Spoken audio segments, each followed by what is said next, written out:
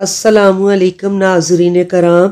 ایک دن حضرت سلیمان علیہ السلام اپنے شاہی دربار میں بیٹھے تھے کہ ایک سادہ لو آدمی بھاگا بھاگا ان کے دربار میں آیا۔ مارے خوف کہ اس کا برا حال تھا، رنگ فت تھا اور ہونٹ نیلے ہو رہے تھے۔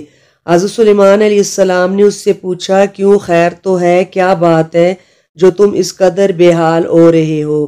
اس نے کہا، یا حضرت، موت کے فرشتے حضرت اسرائیل علیہ السلام نے مجھے بری طرح گور کر دیکھا ہے، میں ان غضبناک نگاہوں کی تاب نہیں لا سکتا۔ حضرت سلیمان علیہ السلام نے کہا، تو پھر تم کیا چاہتے ہو؟ اس نے کہا، ہوا آپ کے زیر فرمان ہے، مہربانی کر کے ہوا کو حکم دیجئے کہ وہ مجھے یہاں سے اڑا کر دور ہندوستان کی سرزمین میں لے جائے، شاید وہاں پہنچ کر میری جان بچ جائے۔ حضرت سلیمان علیہ السلام نے ہوا کو حکم دیا، حکم پاتے ہی ہوا اسے ہندوستان لے گئی۔ دوسرے دن عدالت کے وقت حضرت سلیمان علیہ السلام نے اسرائیل علیہ السلام سے پوچھا، تم نے اس اللہ کے بندے کو غصے کی نظروں سے کیوں دیکھا؟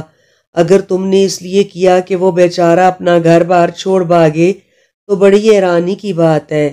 اسرائیل علیہ السلام نے جواب دیا، اے دین اور دنیا کے بادشاہ، اس آدمی نے غلط سمجھا، میں نے اسے غصے بھری نگاہ سے نہیں بلکہ حیرانی کی نگاہ سے دیکھا تھا۔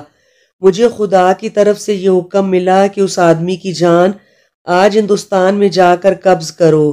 اسے ادھر دیکھ کر میں سخت حیران ہوا کہ آخر یہ آدمی آج ہندوستان کیسے پہنچے گا۔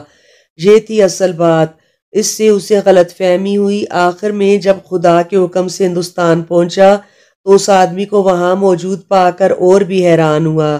مجھے کیا خبر تھی کہ یہ آدمی آپ کا سہارا لے گا اور خود بخود اپنی موت کے مقام تک پہنچ جائے گا۔ بے شک موت کے لیے جگہ اور وقت مقرر ہے جہاں روح نے اللہ کے حکم سے نکلنا ہے، انسان نے اللہ کے حکم سے اس جگہ تک پہنچ جانا ہے۔ اللہ ہم سب کا خاتمہ ایمان پر کرے، آمین ثم آمین۔